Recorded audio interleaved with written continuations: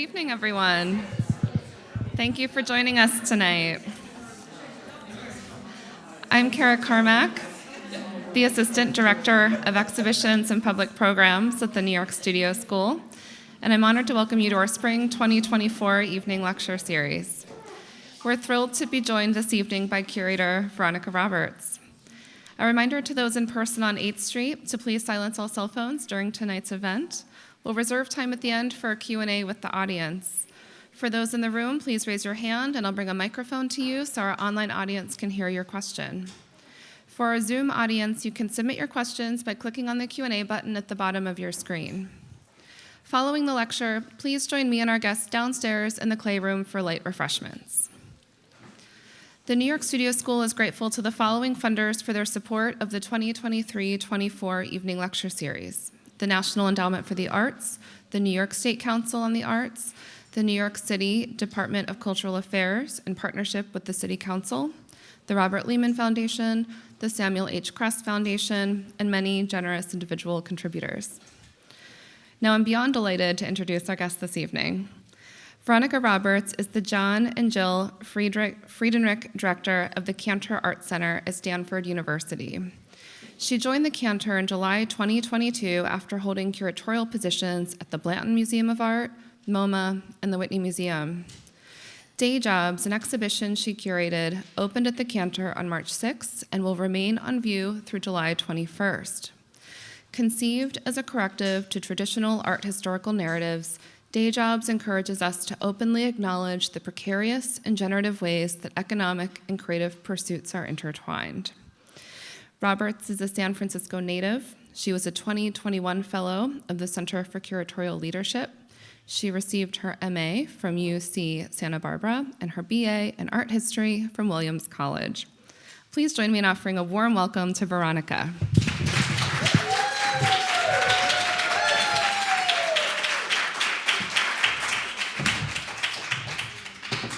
Good evening, everyone.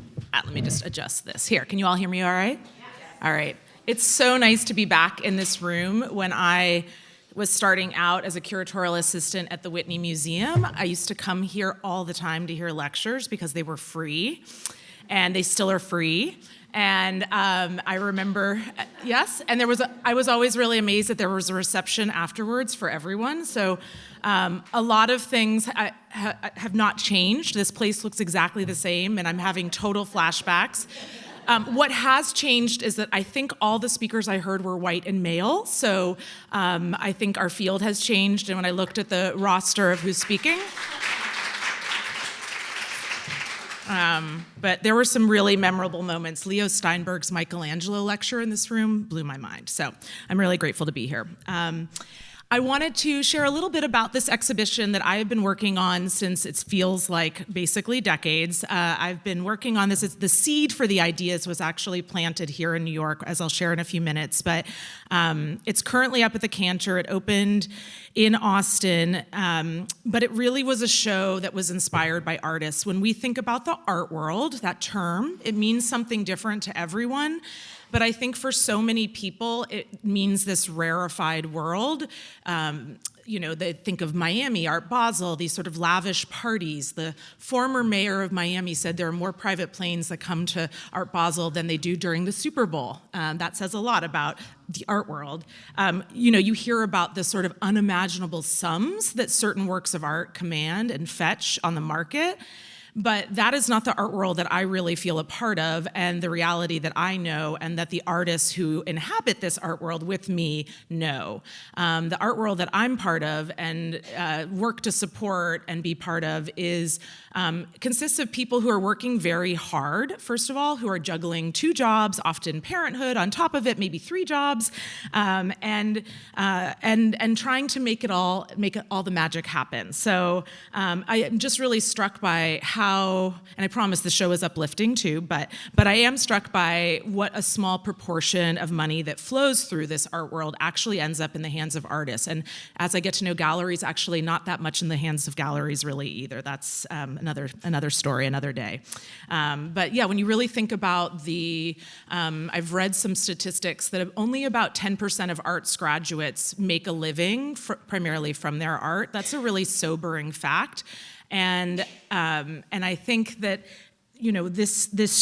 I think it's something we need to think about, all of us who have any agency or power in the art world, who are museum folks or who are creative and care about the creative people in our lives. It's something to really think about. And I think the show really focuses on artists working in the US, not because the day job is a uniquely American concept, but I think that there are really fundamental differences here in the U.S. because of limited government and city and support. So I think it is a phenomenon that's particularly worth unpacking here.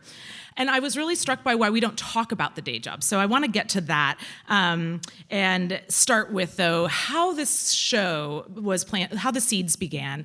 And I think every show that I've ever done that's been a group show has always had Saul LeWitt in it. He's at the heart of everything. He was one of the first artists that I ever met and worked with at the Whitney. I was very lucky when I started out in museum world. I worked with Barbara Kruger and then Saul LeWitt. And, I had read his paragraphs on conceptual art in grad school and even in undergrad, and was really familiar with his concepts and him being such a kind of key figure in the conceptual art movement. But working with him day to day, when he'd get the hot dog from the hot dog stand outside the Whitney and chat with me, I learned a lot more. And one of the things that I learned was that he had been a receptionist at the staff entrance at MoMA, or the Modern, as they called it then. And he was a receptionist and a night watchman from 1960 to 1965. And he shared with me, there he is with some bell-bottoms in the 70s a little later, but he shared with me that Dan Flavin was the elevator operator. And Sonia Flavin also, that was before she was Flavin was her last name, that's where they met. His wife Sonia Flavin was also working at MoMA. Robert Mangold was a security guard, a summer security guard, and Robert Ryman was also a security guard, intending to be a saxophone player and doing that as a day job. And my favorite, Lucy Lepard, was paging books in the library. And my mind was kind of blown when I heard this, and I was like, how did I not know this? How did I not know that you all got your start here? And he shared that is actually where all of them first met. He didn't know any of those artists. And that, in fact, he was throwing away most of his work during that period. If you saw early Saul LeWitt's, I love them, but he probably wouldn't be the Saul LeWitt we know today based on those early wonky paintings that he made. And he talked to me about how the conversations that he had with those artists, he said Flavin talked, he listened, but those conversations that they had around art and this kind of radical new way of thinking about art were really generative for his work. And he moved away from sort of paintings and these modular structures to start thinking about serial compositions. So I'm just setting the stage here. 1960 to 1965, he's the receptionist, trying to talk to as few people as possible because he was very shy. He liked working the night shift. And 5 years later, he's installing with a team of other artists this wall drawing at the Museum of Modern Art, which is kind of an important museum as far as I'm concerned. So amazing to think that he's walking back in 5 years later to put his own work on view. And wall drawing number 58, so I had to put this specific work that was in MoMA's information show in 1970, curated by Kinniston McShine. And this wall drawing, I know he did not make his art for wall drawings for the age of Instagram. They're not the most wonderful to reproductions, but if you know anything about his wall drawings, they are also double as a set of instructions for either him or for other artists to make. And I actually see some people in this room that I met through him who have made his wall drawings. But the instructions for wall drawing 48 are pretty great. And they are to draw 4 squares that are 4 feet by 4 feet, that have lines in 4 directions, in 4 colors, evenly distributed in the 4 squares, drawn by 4 people for 4 hours over a 4-day period for $4 an hour. That has been upgraded, I rest assured. People get more than $4. He changed it to $44 at a later point. But I thought, there's something so beautiful about the fact that he stipulated the wages, the hourly rate. And that is a nod to his own hourly employment, which paid the bills in New York because you didn't have to have 3 jobs then. Rent was cheaper. And he loved that job. And I think it's his sort of nod to that job. But I also think that when you think about Sol LeWitt and the way he the radical shift he made to change art from an object to a set of instructions and this idea, I mean, that's a pretty profound thing to have done.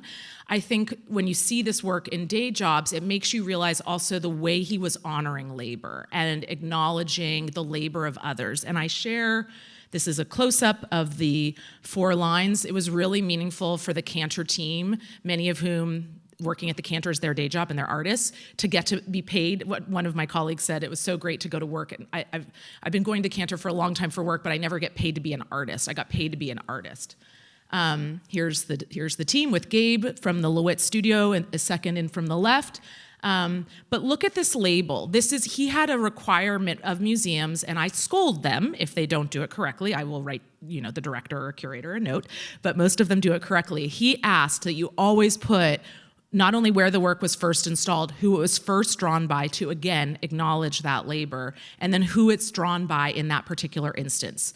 So if MoMA's wall drawing is still up outside the cafe, you will look and you will see who drew that. He was never hiding that. He was celebrating it and acknowledging it. And it was also always paid labor, or there was some sort of compensation. It was not free. So I think that he was a perfect person to begin the show with.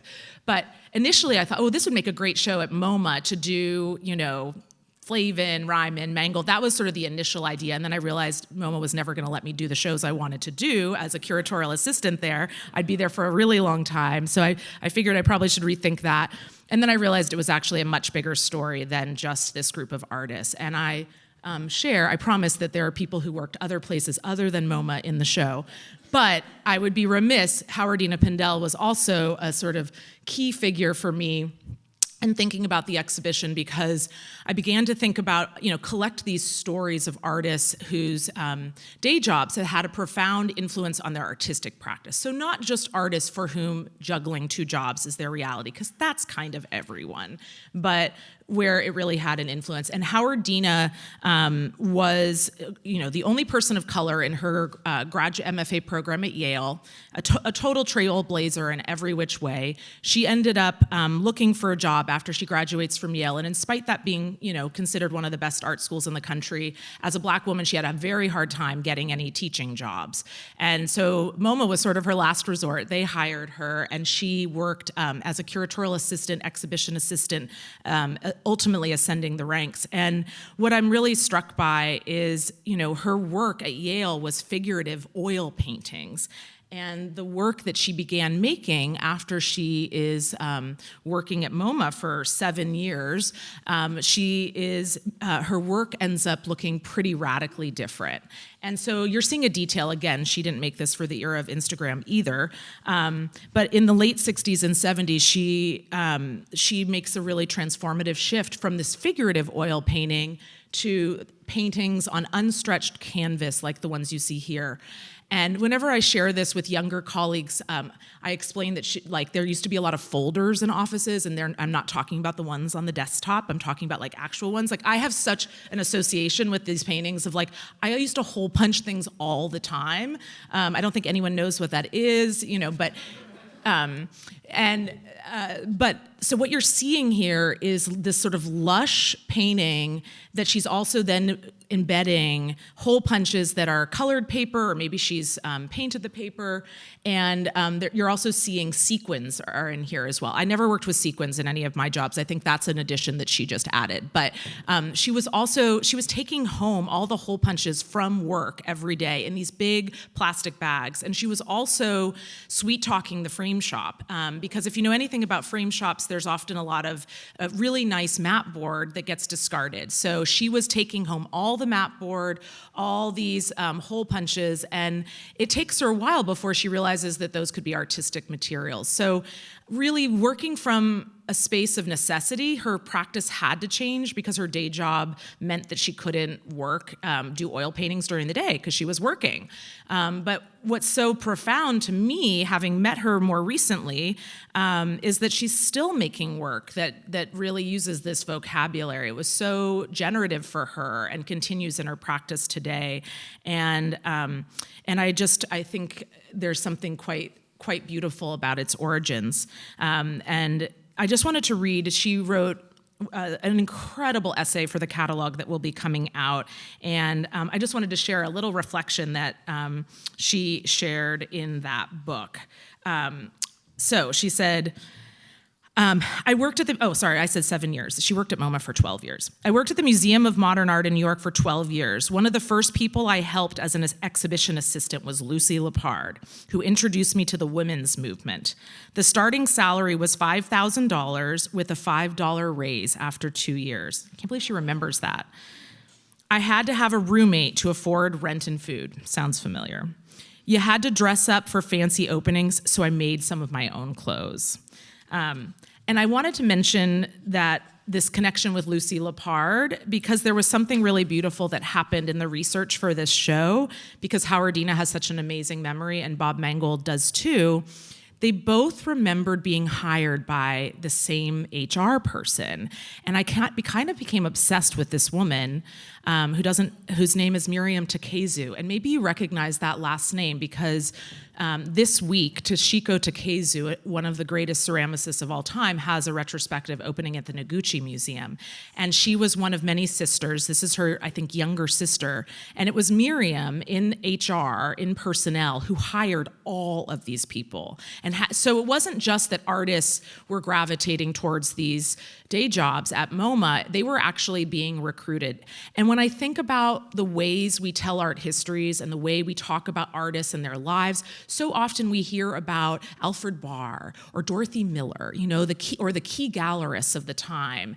You don't hear about the woman in HR. And I think about how she profoundly changed art history too. So I just had to share, and I love those file folders, but I just had to share a little nod to Miriam Takezu. And when you go to the Met and see Toshiko's work on view, you'll see the label and it's gifted by her. So I wrote her on whitepages.com and tried to track her down, but she was 99 and I never heard back. Anyway, so the show, I began to collect these stories, and it was such an interesting project to make a show about day jobs, because where do you start and where do you begin? Everyone's had one, everyone has one. What kinds of jobs do you include? How far back do you go? And I really I knew about, there have been other exhibitions that have tackled day jobs, but only in very short-term ways. So one of my favorite artists, Nina Kachadorian, did an exhibition at the Drawing Center when it was her day job to run the artist viewing program. So she did a show culled from the viewing program in 2010, and it was one of the reasons I fell in love with her and her work, but it was culled from this very small registry within the Drawing Center.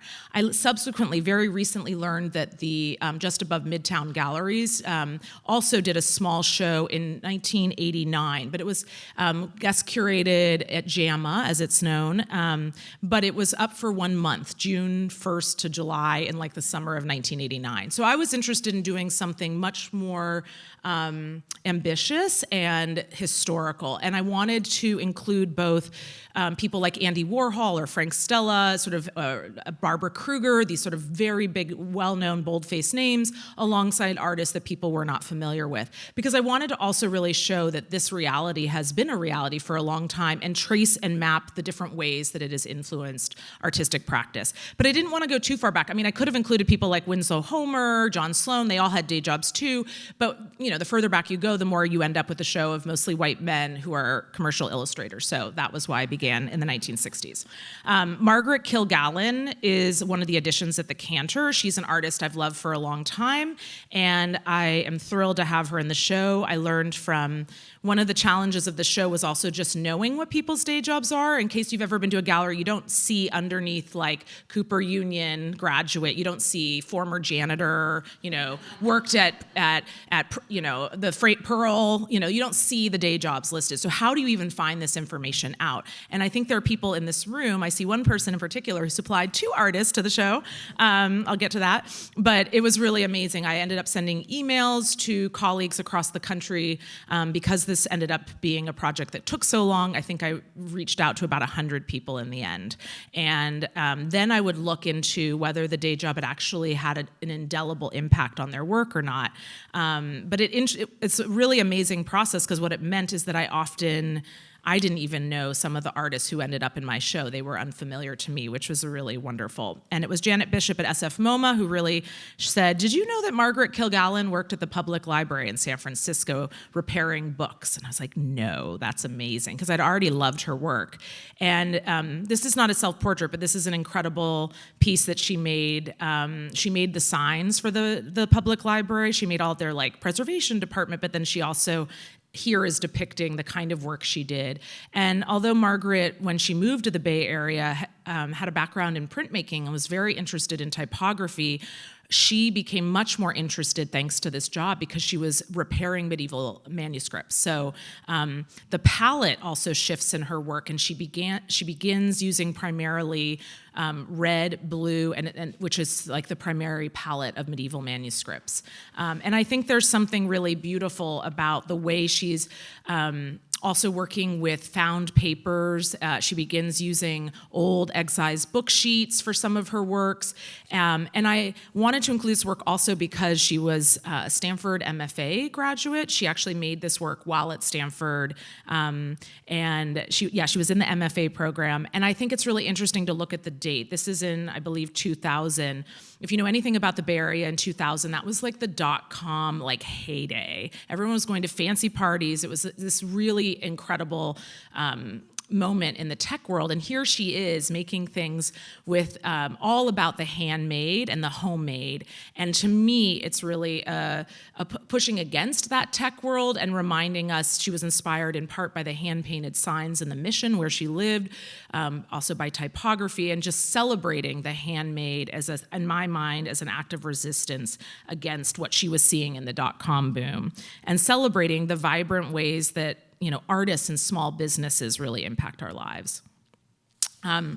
Thrilled to have, this is an artist, Gretchen Bender, who now I've seen a lot more of her work, but I was not that familiar with her work. A curator named Dean DeDurko said, you've got to look at Gretchen. She was such a key artist of the pictures generation, and she understood the medium of video in a way that was so ahead of her time. Here you're seeing her on the set of Babes in Toyland music video shoot, and she was working, it's so rare for women to be commercial video editors in the 80s, but she was. And I saw a show at Red Bull and was blown away by the work and immediately wanted to put her in the show. So the piece that is in the exhibition is called Flash Art from 1987. And at the top you see Are We Having Fun Yet?, which is, it's next to the Barbara Kruger in the show, and it's a riff on Barbara Kruger's font and a nod to a work by Barbara Kruger. And but what you're seeing in this work is really interesting. It's a three-dimensional work. That's why there are the funny shadows, and it's like an old TV, like the when they were not flat screens. And what she has done is taken images of David Salle paintings from the 80s, which were incredibly hot and popular, and in her mind deeply misogynistic. If you can see closely, you can see it's not hard to figure out why. But she then sort of crudely reproduces these, they're reproductions of these David Salles, and then in the center is MTV, she's taken about an hour of footage from MTV music videos, all of iconic female performers. So I put a bench in the gallery. I like to sit there. I really like it when Janet Jackson comes on, Dolly Parton, Annie Lennox, Marie Osmond. It's kind of an incredible, it's amazing. There's more shoulder pads than you could possibly imagine. But But what I think is so interesting is she, as somebody who worked within that industry, was so aware of the way that representations of women were evolving because of mass media in the 1980s and how television was changing that. And I love what she says about why she made this work. In Notes on Flash Art, she writes, "There are obstacles in the path of women seeing themselves rather than being seen. I wanted a dialogue, a confrontation of men depicting women and women depicting women. Do we as female spectators have to look at ourselves through the white male status quo?" I think that's very interesting. And what's also interesting is even though these are representations of women in the center, they're almost always being directed by men, right? So it's a much more complex, it's not like they're all empowered. Watch the Janet Jackson videos. That doesn't always feel empowered, all of these videos. It feels much more complex, and that's part of what makes it so interesting. So that's Gretchen Bender. This is her probably most iconic work, Total Recall, which I had hoped to include, but is very involved installation, but hopefully you'll all have a chance to see it at some point. Truly extraordinary artist. And through Gretchen, I met the wonderful Kenta Murakami, who works at Ortizar Projects, and he said, "Are you familiar with Julia's work?" We were talking a lot about Gretchen, and I had not heard of her. And Julia is such an interesting artist. One of the reasons I hadn't heard about her is that she has been living in Cologne for a long time, and a lot of her work is very large, and a lot of it's in Europe. But I became really interested in her work because her day job was working as a janitor initially, a sort of cleaner, scrubbing the gym floors and the bathrooms at this really amazing gym in Minneapolis called the Sweatshop. And she, over time, she started to change the light bulbs, and then she was doing locks, and women were coming up to her. They felt comfortable with her in that space, and they began to ask her if she would help them with security or locks in their homes to make them safer. And she ultimately moves to New York and creates a company called Safe and Secure Production in the 80s, where she is working specifically with women to install sort of like the security bars on windows and alarm systems. And this, and she begins to, this is in the beginnings really of surveillance and security, CCTV and security videos. And so she's also becomes fascinated by that. And so she's doing this initially to protect women, but then becomes fascinated by the complexity of the surveillance state that is so different now even from when she was beginning in the 80s. So she's the first woman to get licensed by the Metropolitan Burglar and Fire Alarm Association in New York City. And she is making use of her knowledge doing the security system. She's then is really feeding into work that she's making about surveillance and security that is fascinating. And she, one of the things I love is her humor. There's a campiness to her work. There's a humor, but she's also recognizes the ways that surveillance is intended to make us safer, but of course it's more complex than that, right? It can be weaponized, it can be used against us. And I don't know if you can see so this is called, the centerpiece is called Architectural Vagina, hidden camera in parentheses, Architectural Vagina, which is so not hidden, right? Like maybe in the PowerPoint it is, but like clearly that corner is not very hidden. It's got these red pompous leaves. And then I love the piece on the left, which is called Security Landscape of the Year, like as if you could win a prize for your security landscape, right? Kind of like Time Man of the Year, but like imagine if you're like, your footage in a department store won a prize. And it's just amazing. But what I love, if you look at this image at the Cantor, you can see that our security camera, this is so perfect. This was not intentional, but our security camera is directly above her hidden camera. So it's just like a sign of her amazingness. I will say we ended up going kind of big on this work, and we made the uniforms our banners, and Barbie had just come out, and I think I was just really into the pink. But to be clear on its origins, yes, she was certainly thinking about gender here, and she had these uniforms that in performances women would wear. There were some men who wore them too, I think, but Here's images of those uniforms that we had a lot of fun installing. But the pink, according to her in the essay for the catalog or the interview, she talks about being inspired by this poster, and that's where the pink came from. And if you're familiar with the pink triangle, it was used by the Nazis to identify gay people, and essentially, that was the kiss of death. And I remember so vividly growing up in San Francisco when this was reclaimed in the 80s, and it was used as a source of pride to identify, reclaimed during the 80s, and this incredible ACT UP poster, Silence Equals Death, that she saw in the window of the new museum. And I love what she says in the book about it being, so she wanted to claim that, use that pink because it was a fighting color. And I thought that was really beautiful. So that is Julia. How am I doing on time? Kara, I turned my phone off. You have about 15 more minutes. Okay, great. I'm doing fine then. I will move through. I mentioned that I wanted to include some iconic artists like Sol LeWitt and Barbara Kruger, but I also wanted to include artists for whom this might be their first museum show or first museum book.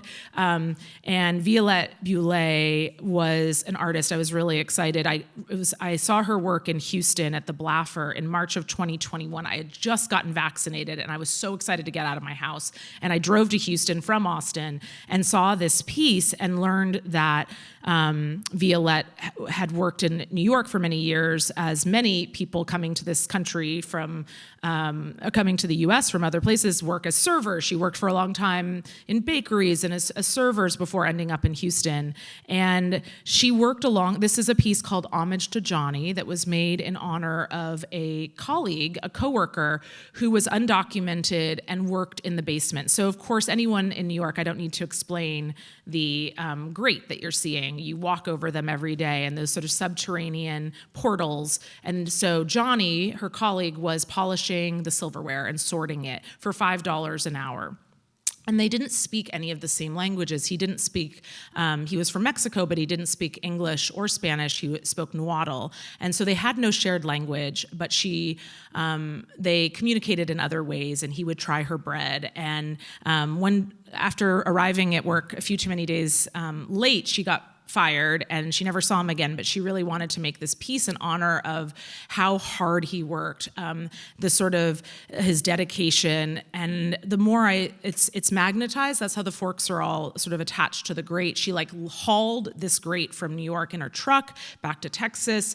All the magnets came from old speakers and various systems that were given to her by another friend. And it took me a while before I realized that what I was looking at is really an altarpiece. And so that's how I see this work and think it's really incredible. And this is her piece, Dream America. This is not her, this is another colleague, but just really thinking, this is in the section of the show called Service Industry, thinking about the way that especially immigrants from other countries perform so much of the crucial labor in this country. And I think you feel the weight of those dishes, and this is inspired by the August Sander photos that are so incredible that documented different types of workers. So really amazing artist. The response to the show has been unbelievably gratifying. We had a panel about art and caregiving and service at the museum, and artists made art while listening, and this was one of the pieces where Violette was at the podium talking about her work. I was really struck by that. This is another artist in the show whose day job is being a graphic facilitator, so she made a graphic facilitation diagram, which was really wonderful. She still has that day job. But I really hoped that this show would I feel I made it as a real love letter to artists, and I have been really struck by the responses. And part of me was the interest in doing this is as I was talking to artists about including their work in the show, so many of them had a reluctance initially to talk about the day job. And I'm thinking of one artist in particular, Reagan Moss, who I met shortly after she was included in the 2019 Whitney Biennial, and she said, I was initially pretty reluctant to talk about about being a lawyer. She does a very specific kind of law that's just part-time, not corporate attorney work, but transactional law. And she said, I was really reluctant to tell anyone that I'm also a lawyer because of that people just assume that they discount you. They think you're not as serious of an artist because you have another job, that you're not fully committed to your practice. And I just was really struck by that observation, which I heard from other people. And I thought, we're doing ourselves such a disservice to not talk about this subject and to not openly acknowledge it, because it is our reality and it doesn't make you a less serious artist. In fact, as the works in this show demonstrate, it often feeds into practices in really extraordinary and profound ways.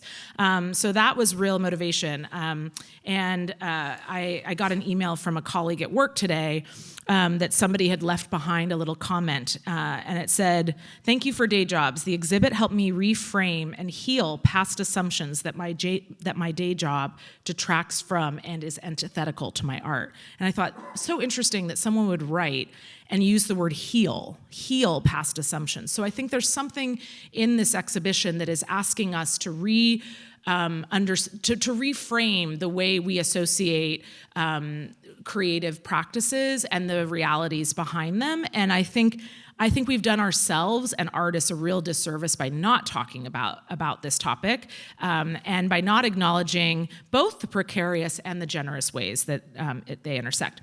I'm just going to talk about maybe two more artists. I'm sort of running out of time, but I wanted to mention another amazing work by an artist who's relatively a new addition to the show, Narciso Martinez, who's based in Southern California. And he came to the States from Oaxaca at the age of 20, and he didn't speak any English, so he actually picked fruit and asparagus in the summers, every summer, to pay for his tuition so that he could learn English. And ultimately, he ended up funding his MFA at Cal State Long Beach as well. So he picked asparagus. That was the worst of all the things he picked, because he could only do it late at night, and it was really grueling work. His initial work that he was making was sort of literal depictions of working class people, and then as he's doing these summer jobs with his brother in Washington State and picking fruit, he began to use the produce boxes that essentially his labor was filling as the surface for his work. And this is an incredible work. It's monumental, larger than life. It's called Legal Tender, and I think that title says so much. He's thinking about who is legal, what is legal, and then he's also thinking about, I think, tender. There's that play on words about currency, right, and wages and being paid, but also the vulnerability of farm workers in this country who are so essential, were deemed essential workers during the pandemic, and are so essential to our economy, but do some of the hardest jobs. And I want to just point out that you can see that some of these figures are masked, and that is not because of the pandemic. A lot of the masking and the full body covering is because the workers are trying to protect themselves from pesticides, which it can be, this is work that can be really dangerous, the exposure to chemicals. And in the center of this dollar bill, it also feels very profound that he has a brown person, a fellow worker. These are all, he paid this woman to take a photo. He always gets permission. These are colleagues and coworkers of his in the fields, and then made this monumental work to sort of honor their labor. It's truly extraordinary. And I think of it as sort of a portable mural, because it is very much in the mural tradition, larger than life, celebrating workers like him and the contributions that they make to our society and to everything that we do. I'm going to skip over Jeffrey Gibson. You can ask me about his job at IKEA later if you'd like. And Mark Bradford, another, I can talk about him later, but I think his story is perhaps a little bit better known. But just thinking about the ways that this is baby Mark Bradford. This is like Mark Bradford long before he became famous, working at his mom's hair salon, beauty shop in LA. And this is the work in the show, which consists largely of end papers, which is these translucent sheets of paper that protect women's hair during various perms and other kinds of treatment.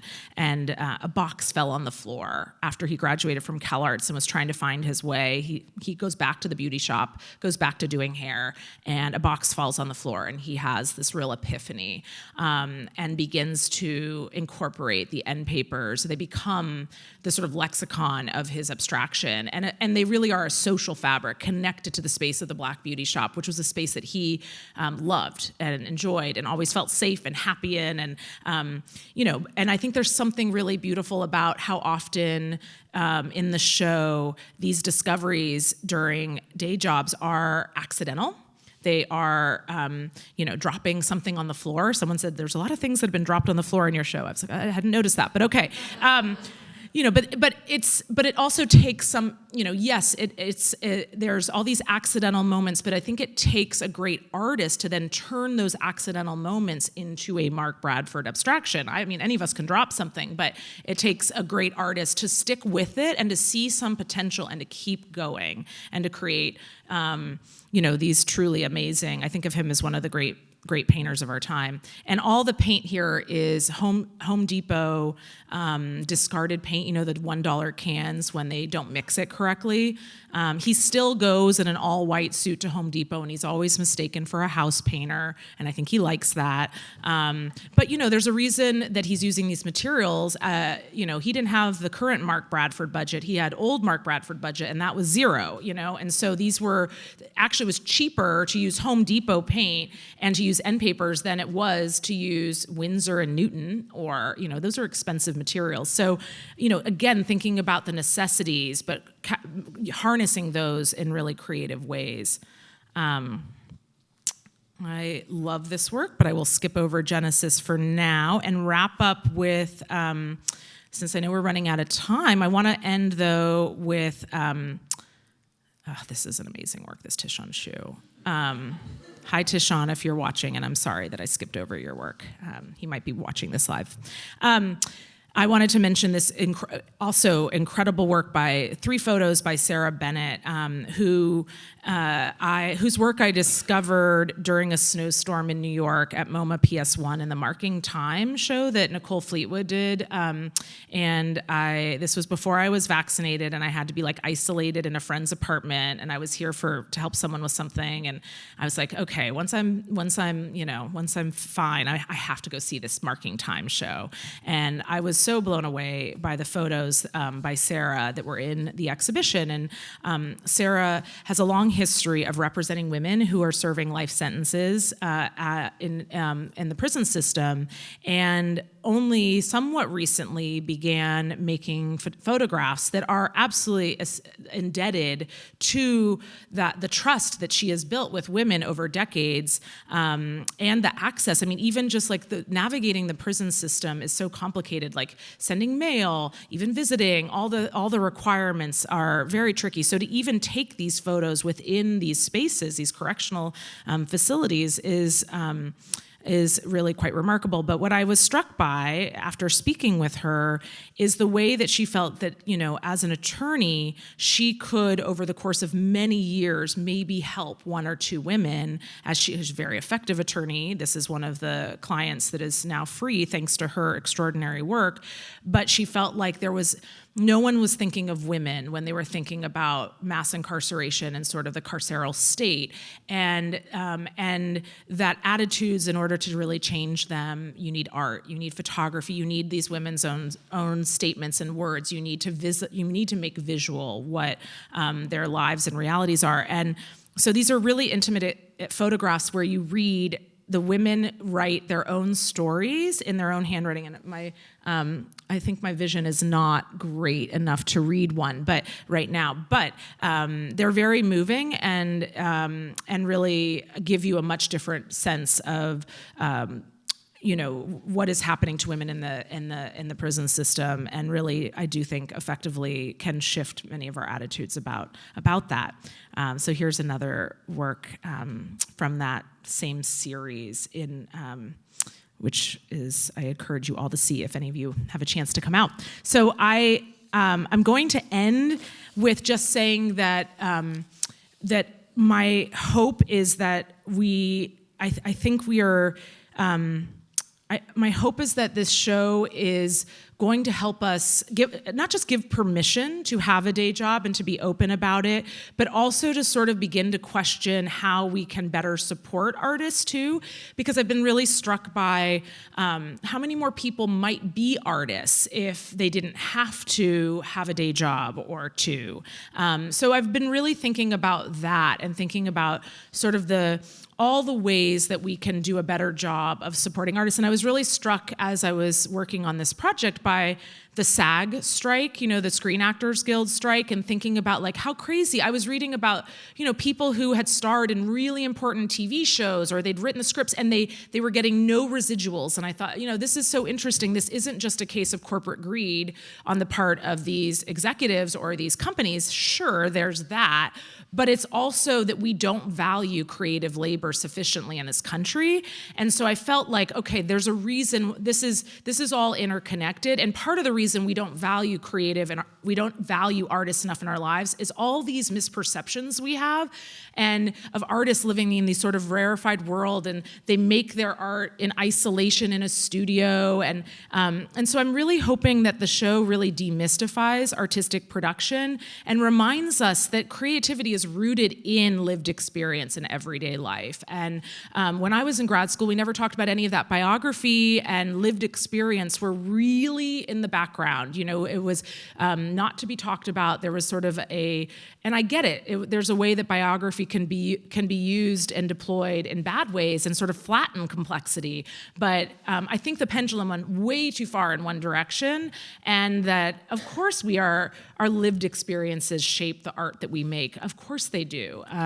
And I think this show just really makes that case visually and also in the amazing essays. And it was a real honor to have the artists write them, those who were living. Andy Warhol sent his regrets, but it was really amazing to have artists write and tell their own stories about the very diverse paths and they took and be really candid about their struggles and the challenges that they face. And I don't think the show is glamorizing day jobs by celebrating the artistic impact that they make. I don't think it's saying, it's not glamorizing that. It's just, we have to destigmatize this and we need to talk about it and we need to, understand it better because it is so important. So with that, I will thank you all so much and I will open it up to questions.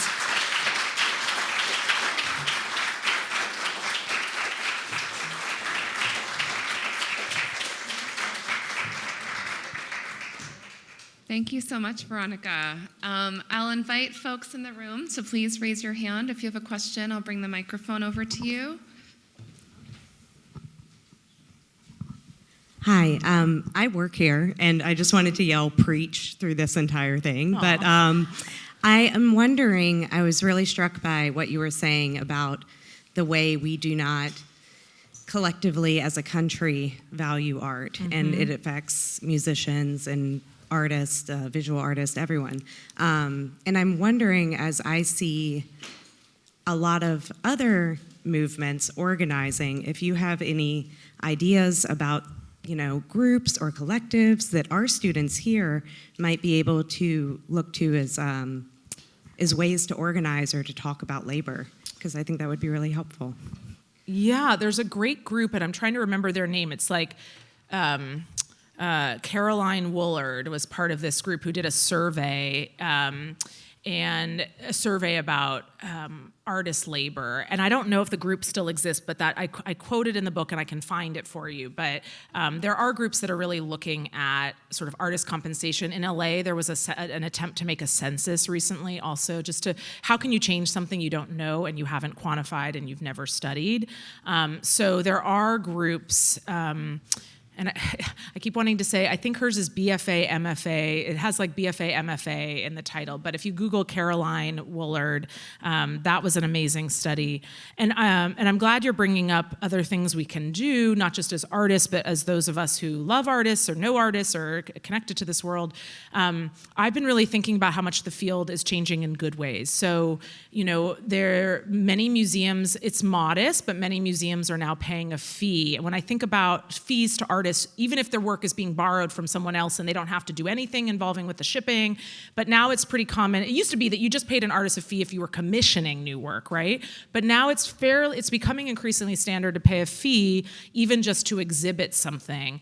And we did that at the Cantor for the first time, or we're about to. We haven't, because it's Stanford, it takes forever to send a check, and so we'll, a few weeks, hopefully it'll all be done. But I'm really struck by that shift and conversations around, compensation and being more transparent also, in general. I feel a dialogue among my peers and institutions about what we can do. And I think back in the day, it was there was definitely this attitude towards musicians, and I know it wasn't just visual artists, like it's a privilege to show in these spaces. You're so lucky. It's such an honor. So you should do it all for free, and you should bring it over in your truck and skip a day of work and not pick your kid up from school, all for this wonderful prestige that you're going to get. And it's like, no, this is like hard work. Like, why are we not recognizing this as a job like anyone else's job? So I feel a real shift there. And in California, this isn't specific to artists, but as of last year, you have to list salaries. That is changing. I just think there's a move of change here, but it is ultimately a capitalist system that we're working within, and I think it's going to require much more collective work on our part to make things better. Yeah. If anyone's familiar with WAGE, they are an organization that's doing a lot of the work to research and support those efforts. And they make a point that it's just a starting point, like that they are just a starting point, not like to use their, basically be as generous as you can be. But their website also, I think, collects a lot of artist organizations over the years that have, done that work in that sphere.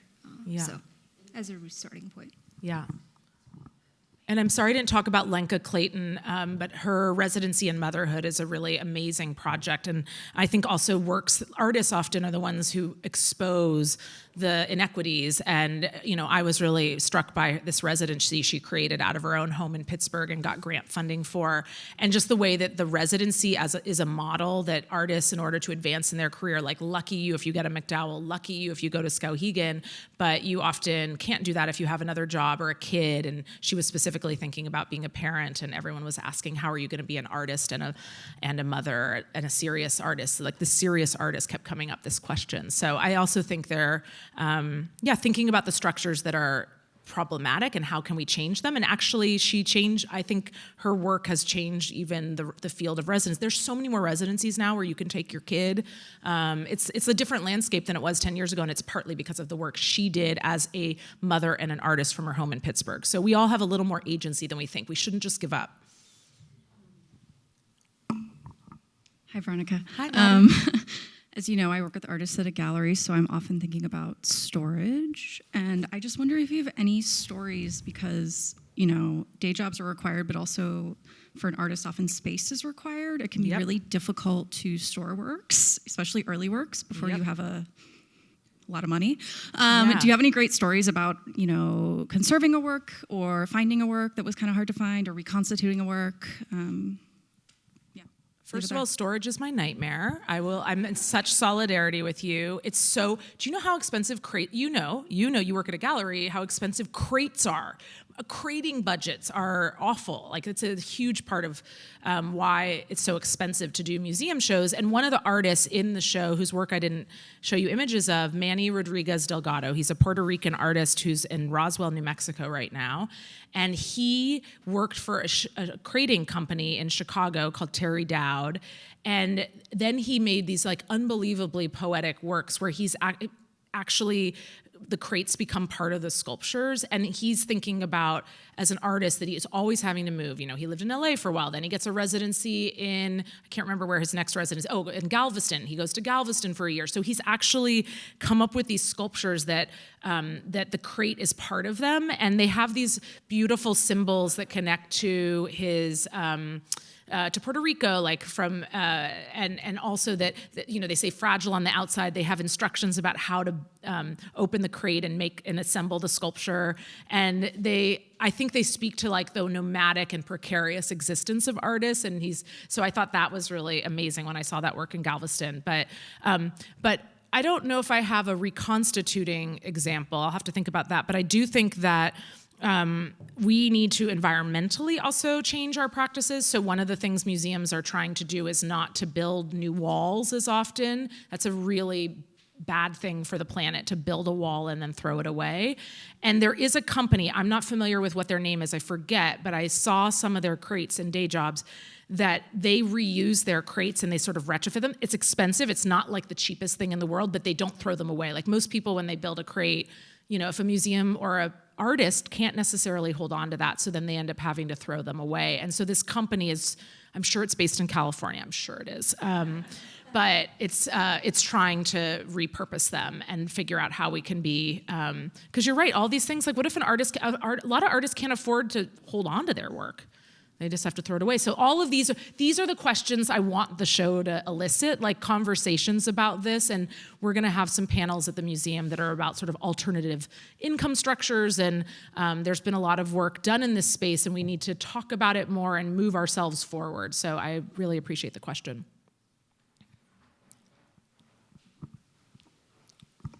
Thank you so much. I'm curious, you talk about the stigma of the day job. Did you come across that at all in organizing the show and in your research with artists who were hesitant to speak about that aspect and how it influenced their work, or perhaps even for the historical artists, the gallerists or historians, who didn't want to contextualize the work in that way?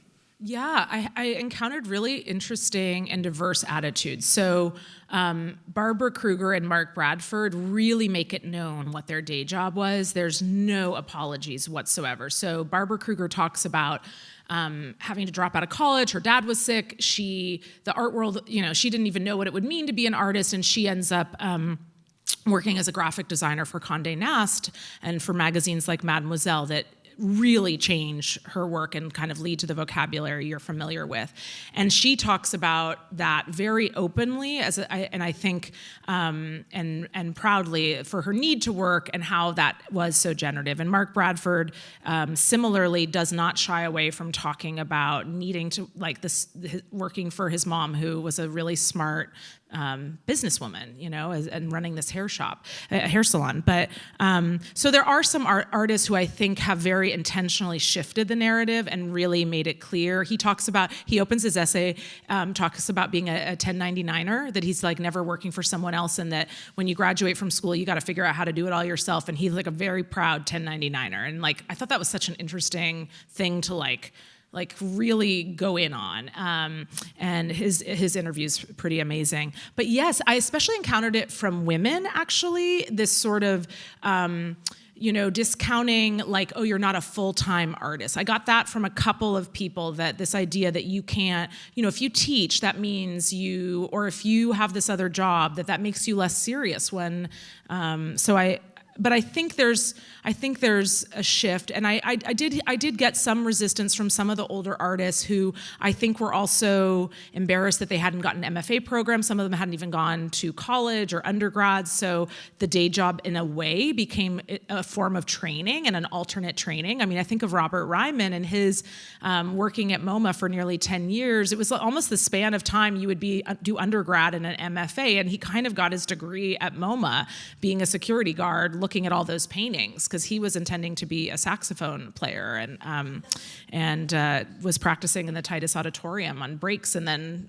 committed to being a painter. So I do think that I've also just felt this, if I get one comment to the show from artists in my community and on Instagram, that's the comment I get the most, thank you, because I didn't feel comfortable talking about this. So it's more from the artists who aren't in the show that I'm actually feeling an even bigger response, I would say. Yeah. Final question. I just want to ask you a bigger curatorial question, Veronica, about how you structured the show. You've gathered all of these stories, you've focused in on certain artworks or connected to day jobs, and you mentioned that there's one section about the service industry. Yeah. And I wonder what Yeah. those other sections are and how you kind of navigated that. Yeah, thank you for asking that question. That was one of the biggest challenges, like how to structure the show for it to make any visual sense or like have any. And I had all these really poetic ideas that were terrible and that no one liked. Every time I would share them at meetings, everyone was like, "Oh, definitely don't do that."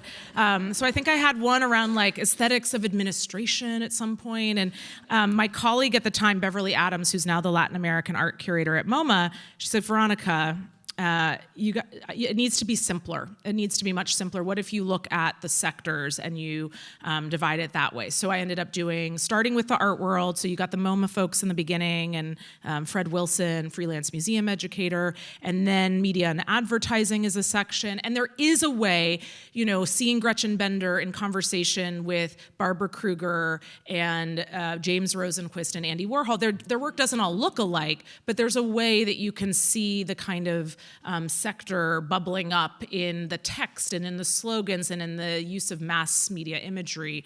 And then the service industry, but it is very diverse visually. I mean, it's not a show where everything kind of is like from a stylistic period. So it's, service industry, then fashion and design, then caregivers. Some people want that to be its own show. I welcome anyone doing that, someone other than me. And then there's tech and finance. Law, tech, and finance is the last section of the show. And it was those sectors. And I deliberately did not include teaching. I thought about it. There's so many amazing artists whose day job is to be a professor, but it felt like it was its own entire universe that was very complicated, and I felt like that could be its own exhibition. And I also didn't include if you were a studio manager for another artist, because that's kind of a different line of influence than I'm interested in charting. So many of the artists happen to have those professions and they've influenced their practice, but I deliberately did not include like a section on teaching or being a studio assistant or a studio manager. But it was hard. It was really hard. And I'm grateful to Beverly for making sure I didn't do some of the terrible ideas that I had instead. You need good friends who tell you not to do certain things. Well, thank you so much, Veronica, for bringing this conversation to the fore. Thank you.